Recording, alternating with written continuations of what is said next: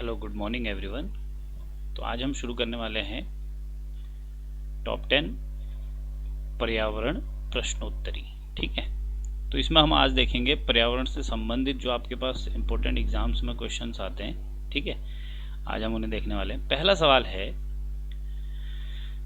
कि भारत की कौन सी नदी प्रदूषकों के कारण जैविक मरुस्थल कहलाती है? क्या कहलाती है? जैविक मरुस्थल। ठीक है, तो देखिए प्रदूषक, देखिए किसी नदी में प्रदूषक होंगे तो वो नदी कैसी दिखेगी आपको? आप जब इमेजिन करते हैं तो आपको नदी कैसी दिखती है? काली। ठीक है, अब काली, काला कलर किसका होता है? मेनली आप देखते हैं कोयले का, और कोयले से आप याद रखेंगे कोयला नदी। पता है आपको कोयला नदी कौन सी है? अगर नहीं पता है तो देखिए, कोयले का अच्छा खासा होता है दाम। कोयले का क्या होता है अच्छा खासा? दाम। और दाम से दामोदर। कोयले का क्या होता है? दाम। ठीक है, तो कोयला नदी है दामोदर। तो प्रदूषकों के कारण, अगर सवाल आया प्रदूषकों के कारण कौन सी नदी जैविक मरुस्थल कहलाती है, तो वो है आपकी दामोदर नदी। ठीक है, अब मैंने सोचा प्रदूषक होते हैं, प्रदूषक माने नदी हो गई काली, किसी नदी में प्रदूषक माने नदी हो गई काली, और काला होता है कलर कोयले का, और कोयला नदी है आपकी दामोदर, और दामोदर नदी को क्या कहा जाता है? जैविक मरुस्थल।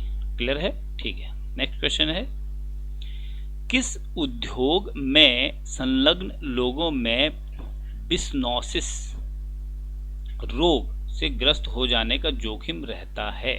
ठीक है, मतलब कहाँ का ऐसा कारखाना है कि जहां लोगों को बिस्नोसिस रोग हो जाता है? ठीक है, अब ये है, देखिए ये जो मैं क्लास पढ़ा रहा हूँ ये है बहुत 10 क्वेश्चंस मेनली, पर यहाँ पे जो आपके ये बिस्नोसिस है, इस रोग को आपको गूगल करना है। ठीक है, और देखना है कि इससे कौन सा अंग प्रभावित होता है, तभी पढ़ाई का कोई फायदा होगा। ठीक है, तो देखिए मुझे याद कराना है आपको बिस्नोसिस रोग किस कारखाने में होता है, या किस कारखाने में काम करने वाले श्रमिकों को होता है। ठीक है, तो देखो इसमें एक आ रहा है बिस। बिस माने क्या होता है? बिस माने होता है जहर। ठीक है, शरीर में जहर कब फैलता है? जब कोई काट देता है सांप। ठीक है, तो आपने देखा होगा फर्स्ट एड में, आपने किसी ने पढ़ा होगा कि जब सांप काटे जहां पे, तो क्या करते हैं? मान लो सांप यहाँ पे काट दिया, तो क्या करते हैं? उससे पहले, उससे ऊपर, ठीक है, बॉडी में जाने वाला जो जगह होती है उसको बांध देते हैं। ठीक है, तो आपको अब जैसे मान लो सांप ने काट दिया, तो आप क्या करोगे? किसी कपड़े से यहाँ पे बांध दोगे। बेसिक चीज देखो। ठीक है, आपके शरीर में विष फैल गया, मतलब जहर फैल गया, तो आप कपड़े से हाथ को बांध दोगे। क्लियर है? उससे पहले तो कपड़े से बांधा, हाथ किससे बांधा? कपड़े से। आपके हाथ में कपड़ा आया, और कपड़े से आपको याद रखना है कपड़ा उद्योग। तो कपड़ा उद्योग में संलग्न लोगों को बिस्नोसिस रोग होता है। क्लियर है? ठीक है, नेक्स्ट, ये बहुत इंपॉर्टेंट है। ठीक है, मानव जनित पर्यावरणीय प्रदूषण को क्या कहा जाता है? ठीक है, मानव जनित पर्यावरणीय प्रदूषण, हर चीज मानव जनित है। ठीक है, तो मानव जनित जो पर्यावरणीय प्रदूषण होता है उसे क्या कहा जाता है? इसको याद करने का एक बहुत बढ़िया तरीका है। पर्यावरण में मानव क्या कर रहा है? पानी पी रहा है, बोतल फेंक दे रहा है, चिप्स खा रहा है, बोतल फेंक दे रहा है, तो मानव सिर्फ थ्रो कर रहा है। मानव सिर्फ क्या कर रहा है? थ्रो। ठीक है, अब आप ऑप्शन में देखो कहां है थ्रो? Anthro, anthropogenic. ठीक है, बेसिकली याद करने के लिए आप इसको ट्राई कर सकते हो कि उसमें थ्रो है। ठीक है, और एन, एक आदमी कर रहा है थ्रो, तो एंथ्रोपोजेनिक। ठीक है, अगर ये पोजेनिक भी नहीं होता यार, तो एंथ्रो से आपको पूरा याद आ जाएगा एग्जाम में। ठीक है, तो शुरुआत करेंगे एंथ्रो से। हम कबाड़ फेंकते हैं पर्यावरण को गंदा करने के लिए। ठीक है, तो एंथ्रोपोजेनिक बोलते हैं मानव जनित पर्यावरणीय प्रदूषण को। क्लियर है? नेक्स्ट, क्योटो प्रोटोकॉल किस वर्ष से प्रभाव में आया? पहले मैं याद करा देता हूं कि क्योटो प्रोटोकॉल किस वर्ष से प्रभाव में, फिर हम बताएंगे क्योटो प्रोटोकॉल क्या है। ठीक है, तो क्योटो, पहले क्योटो को ना इंग्लिश में लिखो, KYOTO लिखा क्योटो। कितने हैं? 1 2 3 4 5। अगर प्रभाव में आने की बात हो रही है तो इसमें 5 हैं, और 5 माने सॉरी ये 2005, ऑप्शन नंबर 4, 2005 में क्योटो प्रोटोकॉल प्रभाव में आया, मतलब लागू हुआ। क्लियर है? ठीक है। अब सवाल आता है क्योटो प्रोटोकॉल किससे है? तो देखो, कॉ से क्योटो और कॉ से कार्बन, कॉ से क्योटो, कॉ से कार्बन, और यह है कार्बन उत्सर्जन से, कार्बन उत्सर्जन। ठीक है, कार्बन उत्सर्जन ज्यादा हो रहा है, और कार्बन उत्सर्जन ज्यादा हो रहा है तो वो बढ़ाता है क्या? Green house effect. तो एग्जाम में आपके पास सवाल इस तरीके से भी आ सकता है कि क्योटो प्रोटोकॉल का संबंध किससे है? कार्बन उत्सर्जन से। ठीक, या और ऑप्शन दे देगा, या क्योटो प्रोटोकॉल का संबंध किससे है? तो ग्रीन हाउस इफेक्ट से। तो ये दोनों ही आपको याद रखने की कार्बन उत्सर्जन और ग्रीन हाउस इफेक्ट एक दूसरे से इंटर रिलेट है। ठीक है, ठीक है। नेक्स्ट, किस वृक्ष को कल्प वृक्ष की संज्ञा दी जाती है? इसको अच्छे से याद रखते हैं। ठीक है, कल्प वृक्ष की संज्ञा एग्जाम में आता है कई बार। तो कल्प को बना दो पहले कल्पना। ठीक है, कल्प को बना दो कल्पना, मतलब जो मेरी थॉट है। ठीक है, तो कल्पना रियल नहीं होती, वर्चुअल होती है। ठीक है, तो कल्प, कल्प माने कल्पना, कल्पना रियल नहीं होती। किस ऑप्शन में रियल आ रहा है? नारियल में। तो नारियल का जो पेड़ है वो कल्प वृक्ष है। ठीक है, और दूसरा आप याद रखते हैं, नारियल काफी बेनिफिशियरी होता है, तो इसलिए उसके पेड़ को कल्प वृक्ष बोलते हैं। ठीक है, ऐसे भी याद रख सकते हैं। ठीक है, नेक्स्ट, ब्लैक फुट रोग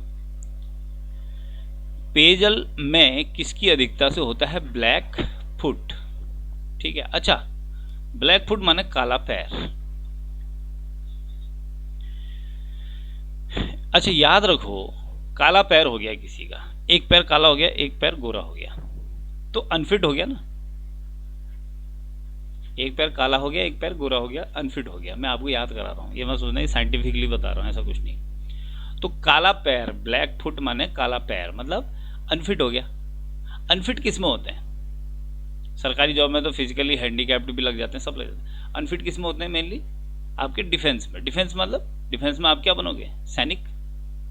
ठीक है, तो सैनिक अनफिट हो गया हो, अब वो सैनिक नहीं बन सकता। तो ऑप्शन में देखो किस में है सैनिक आ रहा? आर्सेनिक आ रहा है ना, आर्सेनिक। तो आर्सेनिक में सैनिक आ रहा है, तो एक पैर गोरा एक पैर काला हो गया, तो वो अनफिट हो गया। कौन? सैनिक, तो आर्सेनिक।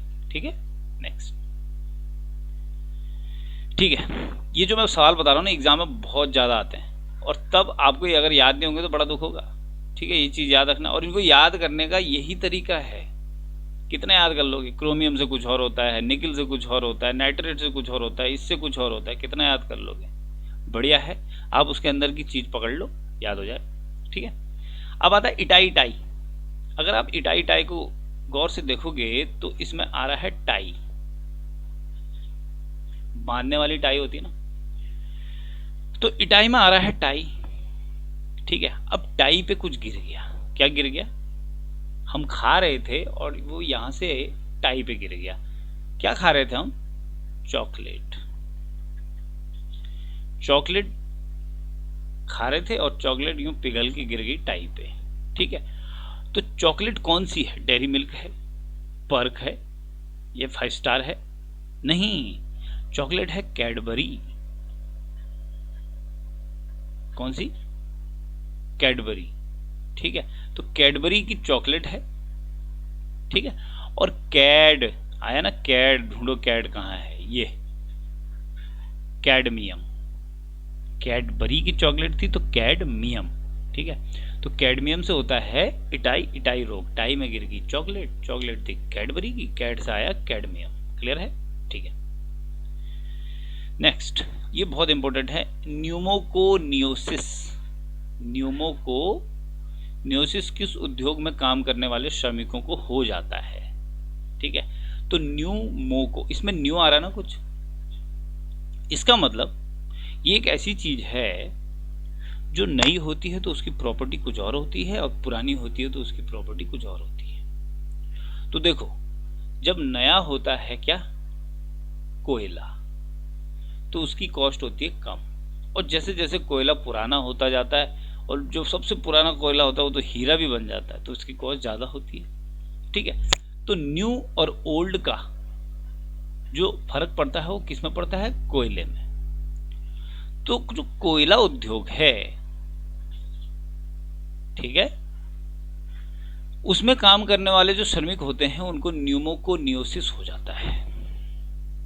ठीक है। तो न्यू से याद रखना है, कोयला नया और पुराने में फर्क होता है। जब आप कोयला खरीदने जाते हो आप पूछते पुराना कोयला है नया कोयला है, तो जितना पुराना होगा कोयला उतना अच्छा होगा। ठीक है। ठीक है। नेक्स्ट, अम्ल वर्षा मृदा पर क्या प्रभाव डालता है, यह है एसिड रेन। ठीक है। अब जरा ध्यान दो इधर, आपने पीएच सुना है, पोटेंशियल ऑफ हाइड्रोजन, क्या बोलते हैं इसे, पोटेंशियल ऑफ हाइड्रोजन। अच्छा, पोटेंशियल ऑफ हाइड्रोजन क्या होता है, देखो जरा इधर पे देखो जरा ध्यान से, 7 पे जो होता है ना, ठीक है, 7 पे होता है पानी, और इसका पीएच होता है 7, पानी। ठीक है। 7 से पहले देखो, कभी भी एक यहां एक जगह बेस होगा एक जगह एसिड होगा, तो आपको कंफ्यूज होता है कि एसिड बाद में है 7 से या पहले। तो याद रखो, ए तो हमेशा ऊपर आएगा ना, और बेस बी बाद में आएगा। तो 7 से पहले जितने भी हैं वो सारे के सारे एसिड हैं, और 7 से नीचे वाले मतलब बेस वाले, सॉरी 7 से ज्यादा पीएच वाले हमेशा बेस हैं। ये चीज याद रखनी। ठीक है। अब जो ध्यान दो, मैंने कहा एसिड रेन जब होती है, जब एसिड रेन होगी तो हर चीज को एसिडिक कर देगा ना, तो हर चीज को अगर वो एसिडिक करेगा तो मिट्टी की जो एसिडिटी है वो कम होगी या ज्यादा होगी, वो बढ़ेगी। तो इसका मतलब उसका पीएच पीछे को जाएगा, 7 से पीछे को जाएगा। ठीक है, तभी तो एसिड होगा। तो इसका मतलब मृदा का पीएच मान क्या होगा,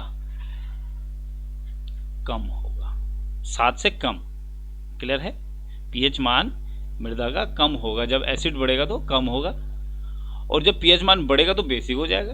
क्लियर है। तो पर बारिश कैसी हो रही, बेसिक रेन नहीं हो रही, एसिड रेन हो रही है, तो पीएच मान कम होगा। ठीक है। नेक्स्ट,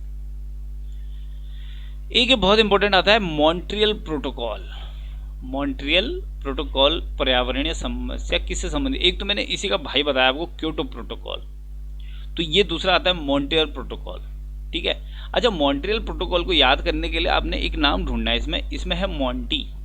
मोंटी है ना, जो आपके पड़ोस में रहता है, इसमें है क्या, मोंटी, जो आपके पड़ोस में रहता है। ठीक है। तो आप क्या बोलते हो उसे, आप उसको मोंटी नहीं बोलते, आप उसको बोलते ओए मोंटी, क्या बोलते हो, ओए मोंटी। यह हटा दो, ओ, ऑप्शन में ओ देखो कहां आ रहा है, ओजोन।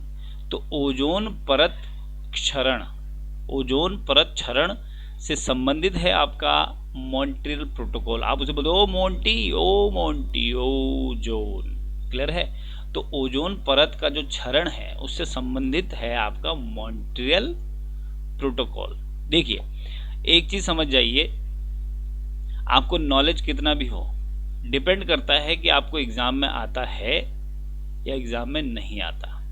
ठीक है। कई बार क्या होता है कि आपने मॉन्ट्रियल प्रोटोकॉल पूरा पढ़ लिया, ये भी पढ़ लिया कि मॉन्ट्रियल जगह कहाँ है, इतने सदस्य थे, इतने सन में हुआ था, ठीक है, और ये चीजें हुई थी, इतनी कुर्सियां लगी थी, सब पढ़ लिया आपने।